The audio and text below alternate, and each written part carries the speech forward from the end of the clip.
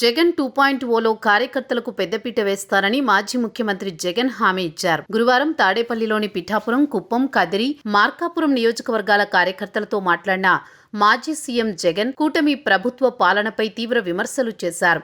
ముఖ్యమంత్రి చంద్రబాబు రాక్షస పాలన చేస్తున్నారని మండిపడ్డారు. ఆయన సొంత నియోజకవర్గం కుప్పం నుంచి ప్రజలకు తప్పుడు సంకేతాలు పంపుతున్నారని, కుప్పం మున్సిపాలిటీలో 19 వార్డులను వైసీపీ గెలుచుకుంటే అన్యాయంగా మున్సిపల్ చైర్మన్ పీఠం లాక్కున్నారని ఆరోపించారు. ప్రభుత్వం నుంచి ఎన్ని వేధింపులొస్తున్నా కార్యకర్తలు తెగువతో పోరాడుతున్నారని కొనియాడారు. జగన్ 2.0లో కార్యకర్తలకు ఎంతటి ప్రాధాన్యం ఉంటుందో చూస్తారని చెప్పారు. కుప్పం నియోజకవర్గం నుంచి గెలిచిన ముఖ్యమంత్రి చంద్రబాబు 4 సార్లు సీఎంగా పనిచేసినా తన సొంత నియోజకవర్గానికి ఏమీ చేయలేకపోయారని ఆరోపించారు. కుప్పం పట్టణాన్ని మున్సిపాలిటీ చేసింది, రెవెన్యూ డివిజన్ చేసింది వైసీపీ ప్రభుత్వమని చెప్పారు.